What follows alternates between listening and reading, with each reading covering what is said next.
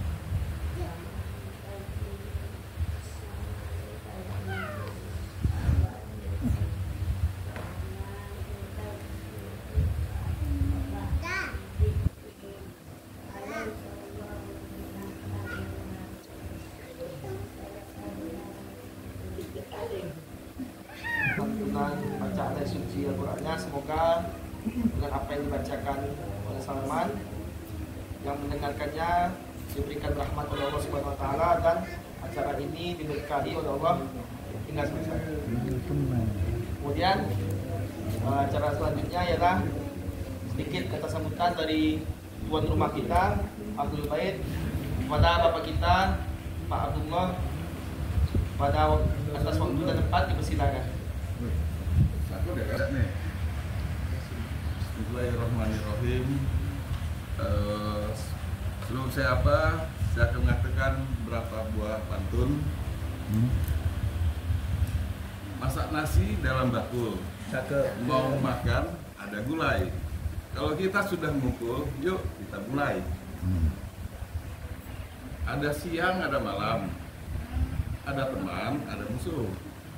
Izinkan saya menyampaikan salam pada hadirin sekalian. Assalamualaikum warahmatullahi wabarakatuh. Waalaikumsalam warahmatullahi wabarakatuh.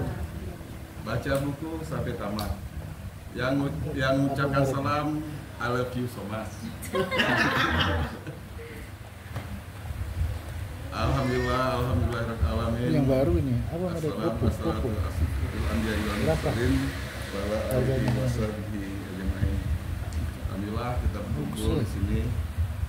Allah menggerakkan hati kita, langkah kita, badan kita untuk menghadiri acara keluarga kita ini. Mahal gopo ya. Itu.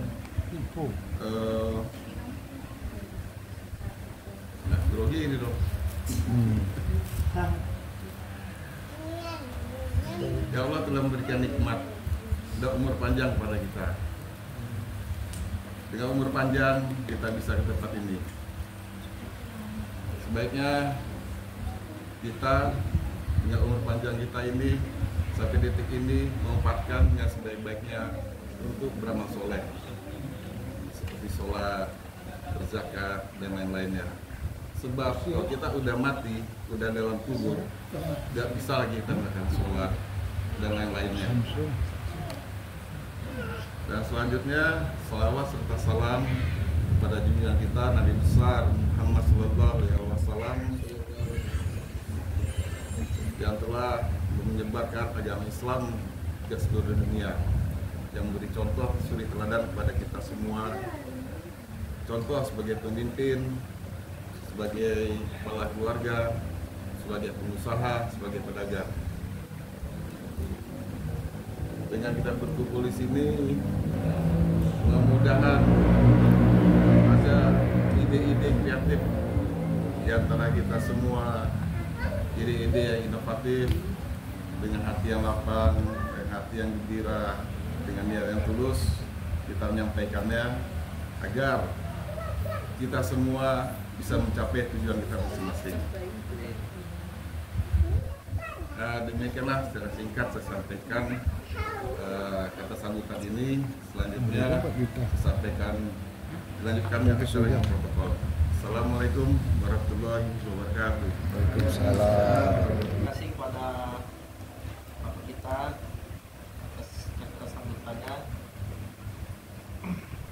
Selanjutnya, acara selanjutnya adalah ceramah agama yang akan disampaikan oleh Ustaz kita, Ustaz Maulana Muhammad Jaya Saputra. Balik-balik. Sebelumnya diharapkan kepada adik-adik yang hadir pada malam hari ini untuk dapat mendengarkan ceramah yang disampaikan oleh Ustaz kita, karena nanti insya Allah ada kuis yang akan MC berikan nanti, mungkin ada sekitar 3 atau 4 pada jadi harap didengarkan ya ceramahnya, simak ya. Baiklah, langsung saja atas waktu dan tempat kami silakan kepada Al-Ustaz yang sudah hadir pada malam ini.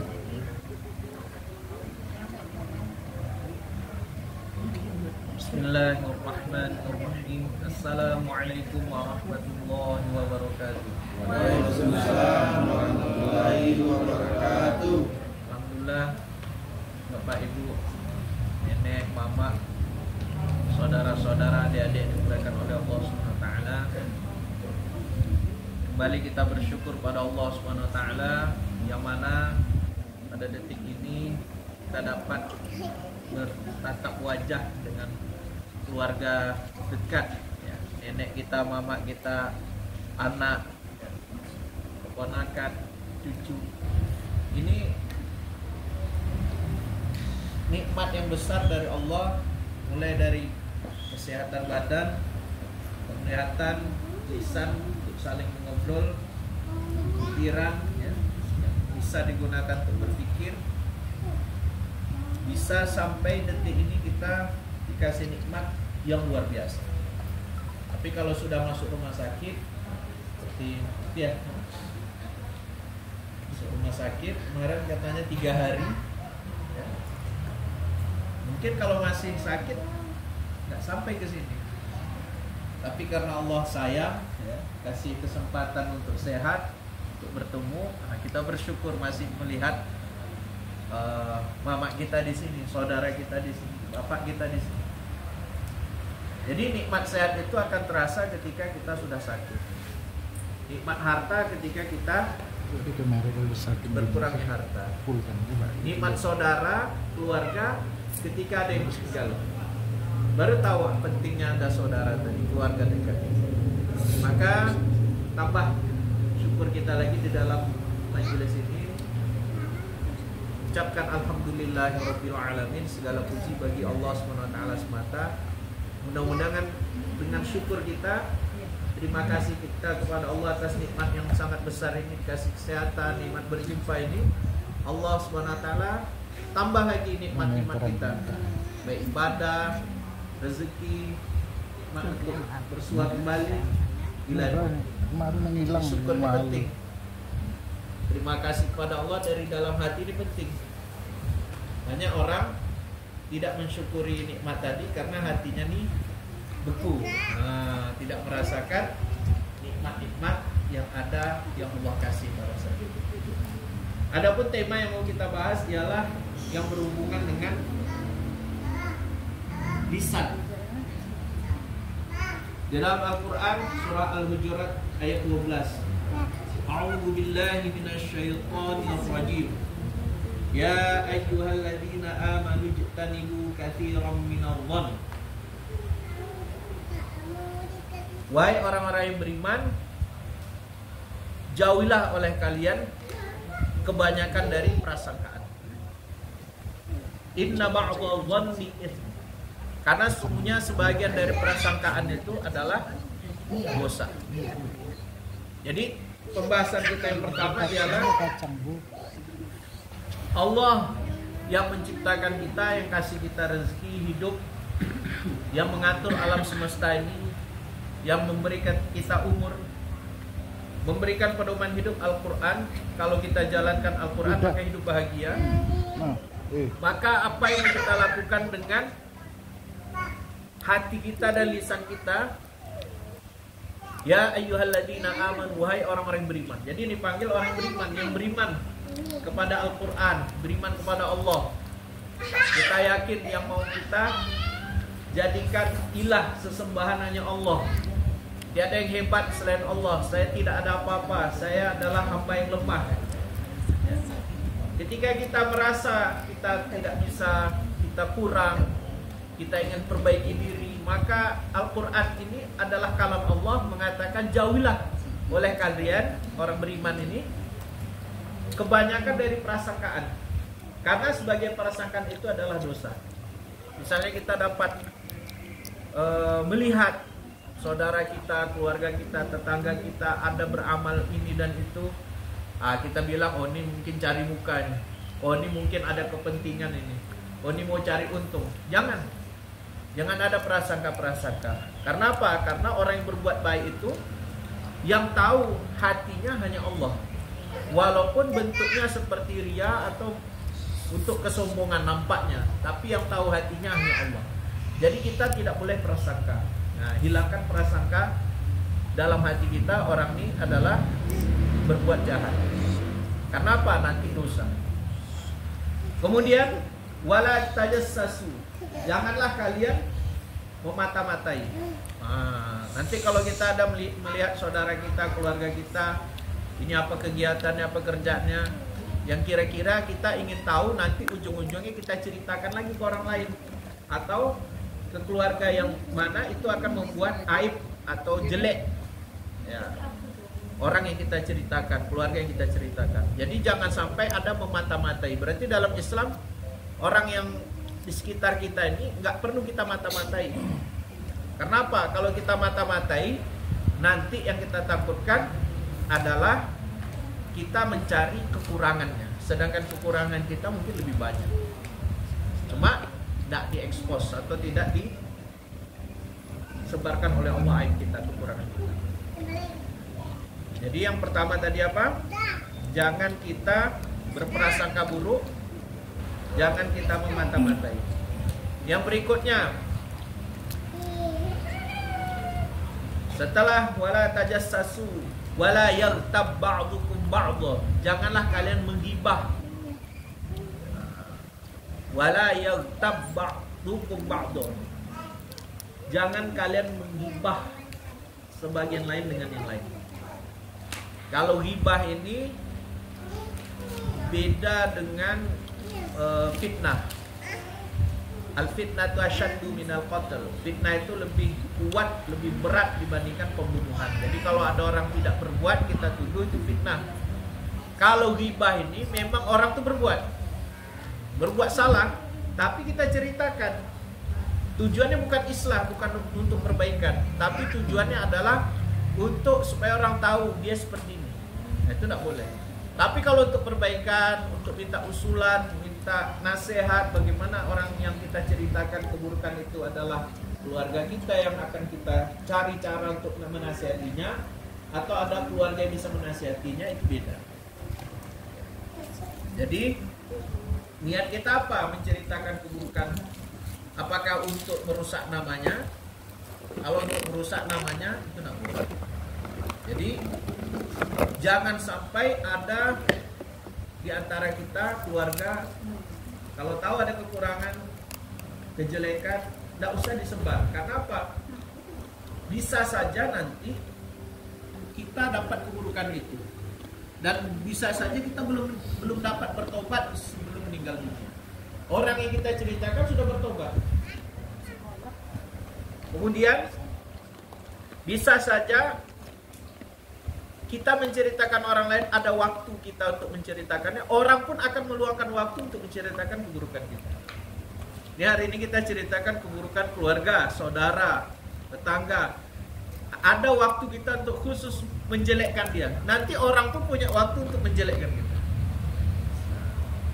Padahal itu sendiri sudah termasuk keharaman.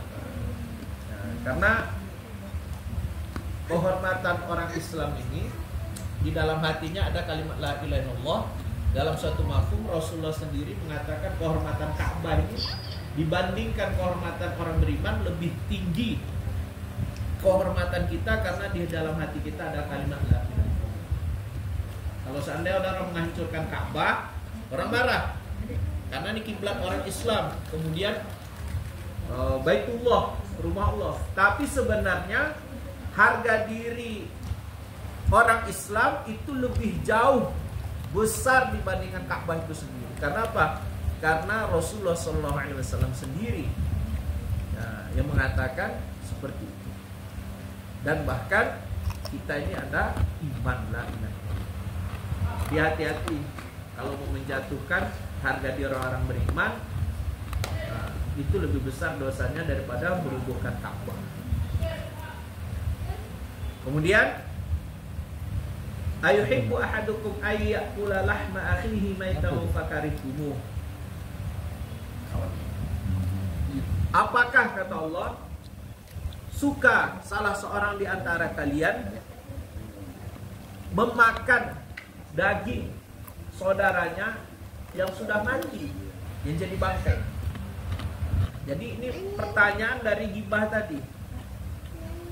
Orang yang menceritakan kejelekan, kekurangan saudara kita ini, kata Allah, suka nggak kalian memakan bangkai saudara kita yang sudah mati, orang yang beriman tadi? Walaupun orang tadi sudah mati, ya kan? Bangkainya itu kita makan, nggak ada pengaruh sama orang itu sebenarnya. Seperti itulah orang yang menggibah tadi. Dosa menggibah tadi seperti memakan bangkai saudara kita yang sudah mati. Dulu pernah di zaman Rasulullah ada seorang dikatakan kamu ini memakan daging. Padahal dia tidak memakan daging, dia muntah pada saat itu keluar daging segar. Ternyata dia habis menggibah orang.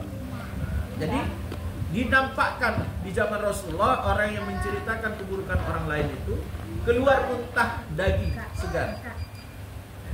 Berarti keadaan orang yang menggibah tadi sangatlah buruk. Makanya fakarihtumu, pasti kalian benci itu dengan memakan bangkai saudara kita yang sudah mati. Kita ceritakan misalnya keburukan Ridho, maka ketika kita ceritakan ini sama seperti Ridho sudah mati, kita makan bangkainya.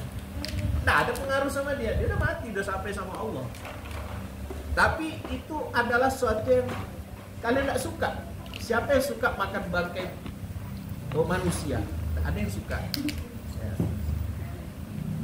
Nah, seperti itulah keadaan menggibah seseorang yang memang jelas-jelas dia ada kekurangan atau keburukan yang dilakukan. Kemudian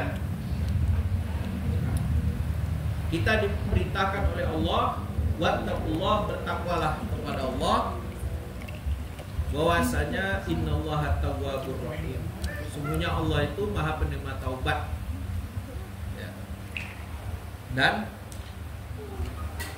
Maha penyayang. Maka untuk tema hari ini, bagaimana sifat ini bisa hilang? Nah, ini dia pertanyaan. Ustaz, kami sering hasad, dengki. Ada saudara kami punya kelebihan, kami ingin bagaimana dia hilang kelebihannya, nikmat dari Allah, dari dirinya, ya.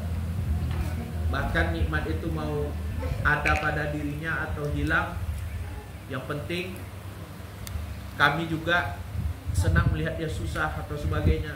Macam-macam ini penyakit hasad, iri hati, dengki. Dia beda-beda spek sedikit, tapi yang jelas secara akumulasi orang-orang yang punya sifat tidak suka dengan nikmat orang lain, dia ingin nikmat itu hilang dari orang lain, baik itu dia pun dapatkan yang benci ini ataupun tak dapat, tak masalah.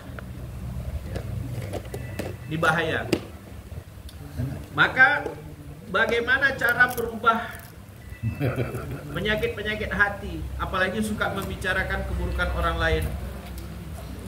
Maka kita kembali kepada ayat Al-Quran yang berhubungan dengan sholat. Innas sholata tanha anil fahsya'i wal munkar. Sesungguhnya sholat itu mencegah perbuatan keji dan munkar.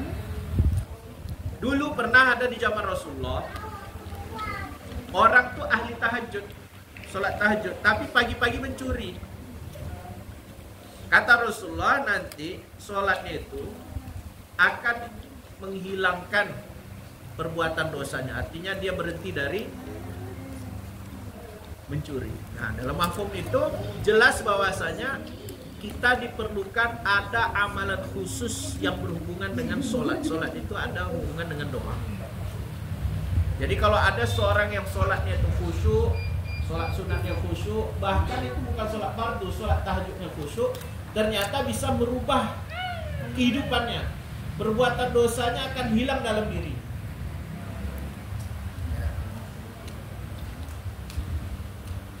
Jadi man lam tanhahu sholatuhu, kalau ada seorang tadi sholatnya tidak merubah dirinya dari perbuatan munkar, la sholatalah, tidak ada sholat lagi. Kalau dalam mafhum hadis, kalau ada orang masih ada perbuatan dosa yang diperbuatnya, ternyata sholat yang dikerjakan hari-hari ini tidak bisa merubah perbuatan dosa tadi, berarti sebenarnya dia tidak ada sholat sebenarnya. Gitu kalau hadis. Berarti belum sholat lagi orang. Jadi mama, bapak, ibu, saudara yang dimuliakan oleh Allah SWT, bagaimana sholat kita yang baik, yang bisa merubah diri kita lebih baik, dosa-dosa bisa kita tinggalkan. Maka ada 3 hal. Yang pertama ialah ikhlas, yang kedua takut kepada Allah, yang ketiga adalah zikrullah, mengingat Allah. Jadi sholatnya yang pertama ikhlas, yang kedua takut kepada Allah, yang ketiga zikrullah, mengingat Allah. Bagaimana sholat yang ikhlas? Sholat yang ikhlas itu ialah dengan keimanan. Tidak ada tujuan dipuji semata-mata karena Allah. Ada orang sholat ke masjid ingin dipuji, itu hilangkan. Ingin dikatakan orang soleh, orang baik, hilangkan. Jadi sholat kita harus ikhlas karena Allah.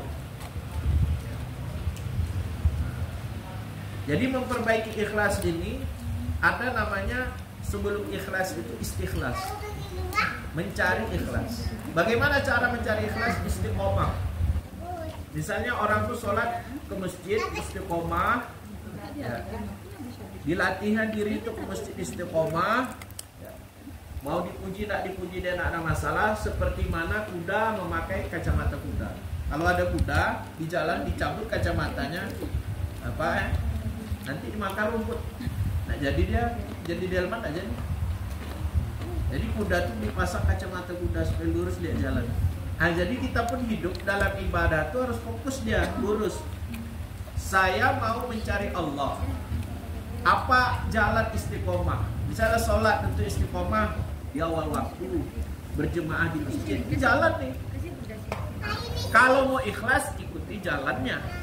Tapi kalau kita nggak mau cari ikhlas, nggak akan pernah ada usaha untuk istikhlas tadi. Dia ada jalannya untuk mencari ikhlas tadi, yaitu berjuang berusaha untuk mendapatkan Allah tadi. So, contohnya apa? Istiqomah dalam sholat sesuai cara Rasulullah SAW. Jadi tadi pembahasan merubah diri kita, perbuatan dosa kita dengan sholat, jalannya apa? Jalan istiqomah dengan cara kita perbaiki sholat kita. Kemudian yang kedua, takut kepada Allah. Latihan sholat kita untuk khusyuk. Bagaimana caranya? Hilangkan pikiran keduniaan. Ya. Makanya sambungan dari khusyuk atau takut pada Allah ini zikrullah, mengingat Allah. Sesuai dalam ayat suci Al-Quran, wadhkurisma rabbika wa tabattal ilaihi tabtila. Dan sebutlah nama Allah dan tabattal, kosongkan dari pikiran keduniaan dalam sholat. Wa tabattal ilaihi tabtila. Dan betul-betul kita nih betul-betul konsentrasi, fokus ke akhirat. Jadi guru kami di pondok pesantren memberikan cara supaya sholat kita ini betul-betul mengosongkan dari pikiran dunia. Latihan sholat 2 rakaat, sholat sunat mutlak. Jadi saudara-saudara, bapak semua bisa praktekkan sholat 2 rakaat untuk tambah pahala di rumah. Kalau sholat duha pun bisa latihan, sholat tahajud pun bisa. Tapi di 1 rakaat kita ikat yang lain-lain. Kalau masih ingat keduniaan, berarti harus sadarkan diri saya sedang sholat. Rakaat pertama berhasil nih. Tidak ingat keduniaan, tidak ingat pekerjaan, tidak ingat masak, ke pasar semua. Ingatnya bacaan, fokus mata ke tempat sujud, gitu kan? Ingatnya Allah. Rakaat kedua ternyata ingat dunia, lupakan sejenak, langsung sadarkan diri. Seketika itu juga bahwasanya saya ini sedang sholat. Begitu latihannya. Kalau berhasil 2 rakaat kita ini tanpa mengingat keduniaan, 2 rakaat yang seperti ini, itulah 2 rakaat yang betul-betul takut kepada Allah dan juga ingat. Karena apa? Sahabat Nabi kalau udah sholat takbir, terbayang sama mereka kubur, terbayang sama mereka ini surga neraka, kematian.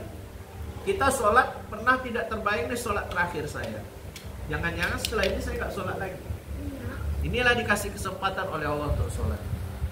Tidak ada orang yang bekerja tanpa belajar. Naik mobil aja belajar, ya. Ada khususnya. Naik motor belajar, naik sepeda jatuh dulu, ya. Buat kue, buat cabai apa semua ini belajar dulu. Tidak ada yang langsung jadi berhasil, itu tidak ada. Baru belajar sama orang yang sudah berhasil. Sholat kita pernah tidak kita latihan sholat 2 rakaat khusyuk, tidak ada yang ingat keduniaan. Kalau sudah berhasil, nanti coba-coba di sholat duha, sholat sunat, sholat tahajud, nanti baru kepada sholat fardu. Begitu sebenarnya persiapan kita dalam sholat, latihan semua.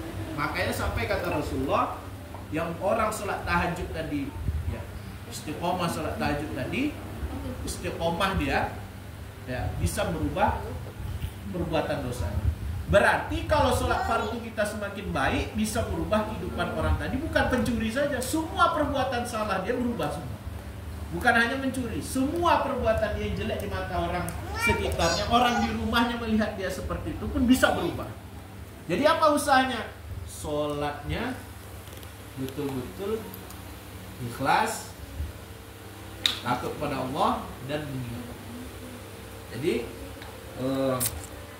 melatih kita mengingat Allah juga bisa menjaga zikir-zikir harian, zikir pagi petang, subhanallah, alhamdulillah, wala ilaha illallah, 100 kali pagi, istighfar astagfirullahaladzim wa atubu ilaih 100 kali pagi juga, salawat Allahumma sholli ala sayyidina Muhammad wa ala sayyidina Muhammad 100 kali.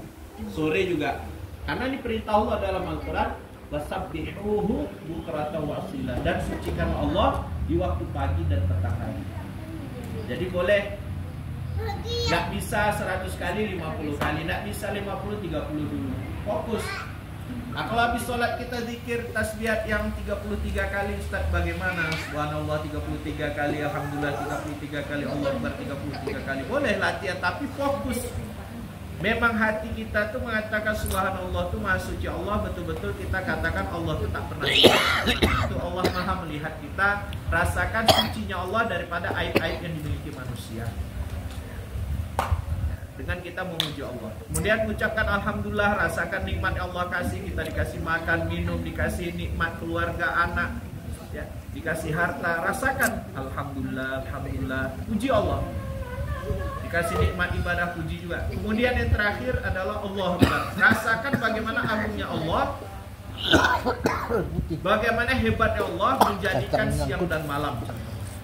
Allah jadikan siang dan malam, matahari terbit dan tenggelam. Besarnya bumi ini, tidak pernah satu orang pun yang diantara kita di rumah ini keliling dunia, ya. Keliling Indonesia saja belum ada. Ada yang sudah keliling Indonesia? Sumatera belum? Aceh? Belum kan? Nah, itu PC Aceh ini masalah, dikasih orang yang baru pulang dari Aceh, makanya langsung di kepala pikirannya Aceh. Nah, jadi penting ini, kita tidak pernah kemana-mana jauh-jauh kali, tidak pernah juga, paling yang sekitar Sumatera, mungkin paling jauh Jawa, ya. Maka bagaimana seandainya Allah jadikan matahari ini bisa menyinari seluruh alam semesta? Allah, Allah, Maha Besar Allah. Jadi zikir-zikir kita aktifkan pagi dan sore. Mudah-mudahan sholat kita pun bisa mengingat Allah dengan baik. Dan yang terakhir adalah doa kita. Selesai sholat 2 rakaat, doa betul-betul sama Allah. Ya. Kalau yang ada penyakit, ya Syafi, ishfini ya Allah, wahai Zat Maha Penyembuh, sembuhkanlah aku ya Allah. Anni masani yadhurru wa anta arhamur rahimin. Sehingga aku memiliki kesusahan, merasakan kesusahan. Engkau adalah pengasih dan Maha Penyayang. Kalau yang merasa susah dalam ekonomi, kemiskinan, ya Ghani, ya Mughni, wahai Zat Maha Kaya, Allahumma aghnini bi fadlika amman siwak wa bi halalika an haramik. Ya Allah, berikanlah aku kekayaan yang mana kita tidak berhajat kepada selain Engkau. Dan juga kita meminta kepada Allah dengan fadlnya Allah, anugerahnya Allah, yaitu harta yang halal. Kemudian kita juga minta keluarga yang soleh. Ini tawajuh, bukan doa-doa tangan di bawah. Doa itu diangkat tangan, sebut nama Allah, sifat Allah. Asmaul Husna itu dibaca apa sifat-sifat Allah. Sebut nama Allah, mana yang berhubungan dengan hajat-hajat kita. Kalau kesembuhan tadi ya Syafi, ya. Kalau untuk kekayaan ya Ghani, ya. Kalau untuk ampunan ya Ghaffar, ya Ghaffar. Ulang-ulang terus ya Ghaffar. Penerima taubat ya Tawwab. Minta doa, ya Rabbi habli minas salihin, ya Allah berilah keturunan dari orang-orang yang soleh. Rabbana hablana min azwajina wa dzurriyyatina qurrata a'yun waj'alna lil muttaqina imama. Ya Allah berilah kami dari istri-istri kami dan anak-anak kami qurrata a'yun, sebagai penjujuk mata kami, dan jadikanlah bagi kami istri dan anak kita ini pemimpinnya orang-orang bertakwa. Luar biasa doanya. Jadi kalau kita doa itu jangan tanggung-tanggung, apalagi sholat tahajud malam. Hal min mustashfin, kata Allah. Apakah orang yang minta kesembuhan itu ada, kata Allah? Hal, apakah ada? Yang sakit itu minta sama Allah sepertiga malam terakhir, jam 1 malam sampai menjelang azan subuh. Allah bertanya sepertiga malam terakhir, apakah ada yang minta kesembuhan? Fa'ashfiyahum, maka akan berikan. Hal min mustaghfirin, apakah ada yang minta ampunan? Faghfirullah, maka aku akan ampun. Hal min mustarziqin, apakah ada yang meminta rezeki? Farzuqlah, aku akan berikan rezeki kepadanya. Jadi mama, orang tua, pengambang, saudara, adik dimulakan oleh Allah SWT. Mudah-mudahan dengan kita niatkan sholat kita menjadi baik, ya, perhatikan waktu sholat, kekhusyukannya, merendahkan diri di hadapan Allah. Rasakan kita hamba yang rendah, yang tidak bisa berbuat apa-apa kecuali atas diri. Sholat kita betulkan lagi, doa kita betulkan lagi. Insya Allah, apapun kekurangan kita, aib kita, lisan kita yang nggak bisa dijaga tadi, Allah Subhanahu Wa Taala akan berikan kekuatan kepada kita untuk menjaga. Amin, amin. Itu saja, lebih dan kurang datang dari saya, dan niatkan mudah-mudahan keluarga-keluarga kita semua, baik dalam diri kita sebagai ayah atau istri, anak, dan dari nenek kita, dari paman, bibi kita semua, semuanya mendapatkan keluarga yang sakinah, mawaddah, warahmah. Ada ketenangan, ada sentuhan yang baik, ada kasih sayang. Tapi kalau kita tidak ada niat, ya siapa lagi? Yang berubah, ya kita yang dikasih nikmat ini. Jadi dua pilihan, menjadi dai atau mad'u. Dai itu pendakwah, dia yang ngajak orang, pasti dia akan berubah, ya, sama kayak orang jualan. Dia jualan sate, kasih sate, dia dapat duit, ya kan? Orang lihat nih banyak kali kasih sate, tapi duit dapat. Begitu juga kita menasihati keluarga kita menjadi contoh yang baik, kita yang dapat kebaikan lebih banyak. Tapi kalau menjadi mad'u, yang terdakwah, takutnya orang ngajak kita kejelekan. Jadi lebih baik kita menjadi dai. Kita yang duluan menjadi contoh menasihati orang lain. Dua, kita yang beramal dan menasihati. Saja, mudah-mudahan bermanfaat. Boleh saya jawab dari itu. Baiklah, terima kasih kepada Ustaz kita, Ustaz Maulana Muhammad Jaya Samudra, yang telah menyampaikan ceramahnya dengan penuh hikmah dan manfaat. Selanjutnya MC membuka pertanyaan bagi yang ingin bertanya seputar ceramah yang disampaikan tentang lisan, tentang bagaimana menjaga sholat. Kepada para hadirin yang ingin bertanya, boleh dipersilakan.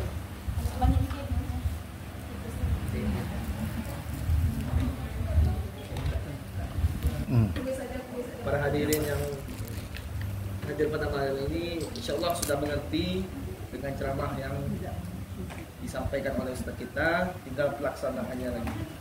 Semoga bisa kita amalkan dalam kegiatan kita sehari-hari.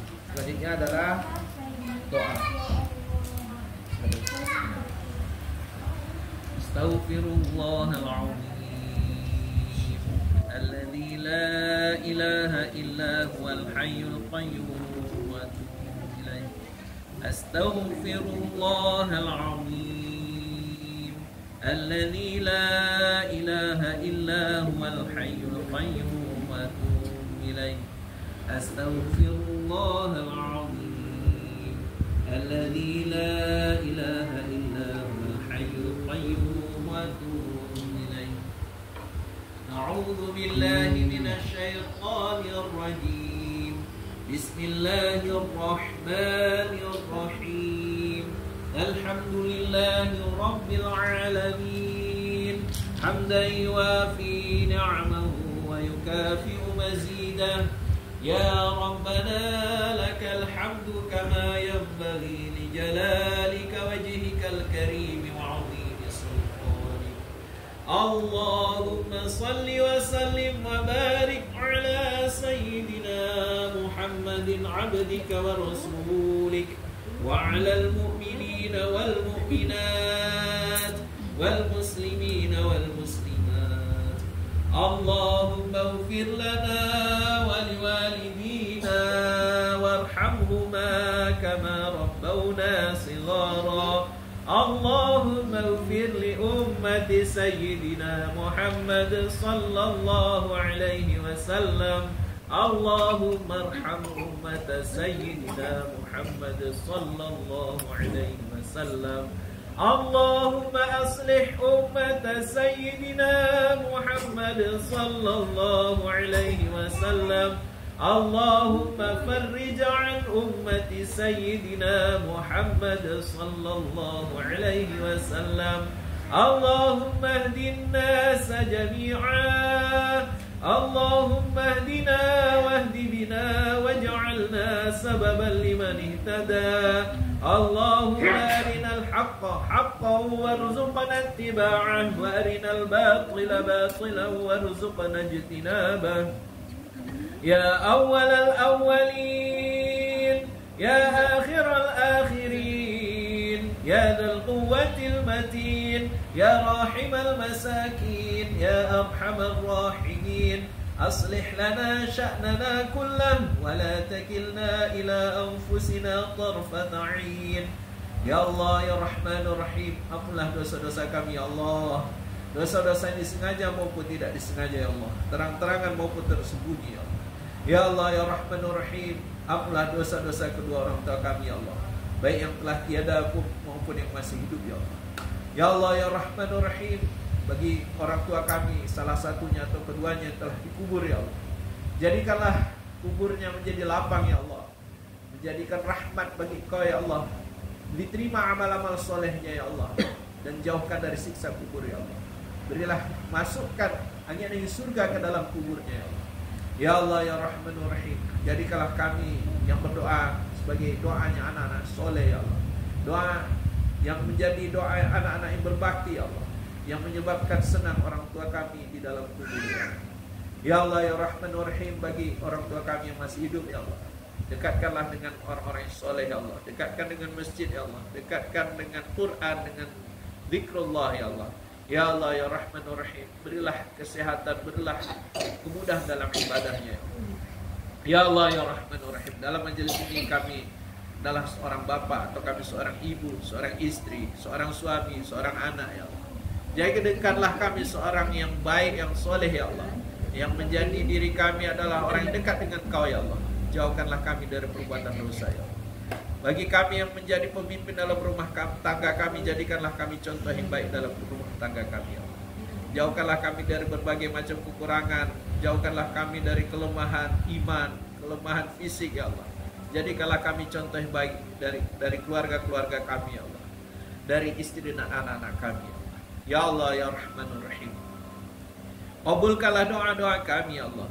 Bagi saudara-saudara kami yang punya hajat, yang ada hajat di dalam doa-doanya ya Allah, yang tidak bisa kami sebutkan satu persatu, baik yang ada penyakitnya, angkatlah penyakit-penyakitnya ya Allah. Bagi saudara-saudara kami ada perselisihan, pertengkaran, damaikanlah ya Allah. Bagi saudara-saudara kami yang punya hutang piutang ya Allah, selesaikanlah urusan piutang ya Allah ya Rahmanur Rahim. Bagi saudara-saudara kami yang punya hajat ya Allah, sampai detik ini keinginan yang belum Kau kabulkan ya Allah, Kau Allamul Ghuyub, Engkau mengetahui perkara yang gaib ya Allah. Ya Allah, kabulkanlah doa-doa kami ya Allah. Terimalah doa-doa kami ya Allah, dengarkanlah doa-doa kami ya Allah. Ya Allah, terimalah doa-doa kami ya Allah, terimalah hajat-hajat saudara-saudara kami ya Allah. Engkau adalah Zat yang Maha Alim, Maha mengetahui, Ya Sami', Maha mendengar ya Allah. Kabulkanlah hajat-hajat saudara-saudara kami yang sampai detik ini punya hajat belum Kau kabulkan ya Allah. Yang mana hajat-hajatnya di dalamnya ada keridhaan ya Allah, kabulkanlah ya Allah. Engkau Arhamur Rahimin, Maha Pengasih lagi Maha Penyayang.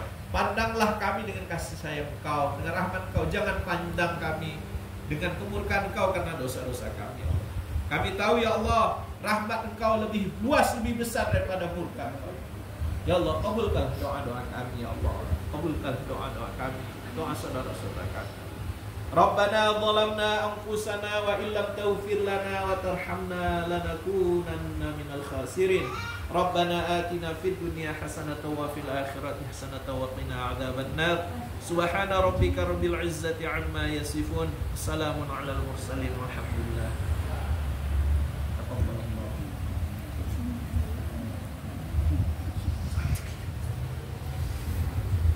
Alhamdulillah, sekali lagi terima kasih kepada Ustaz kita, Ustaz Maulana Muhammad Jaya Saputra.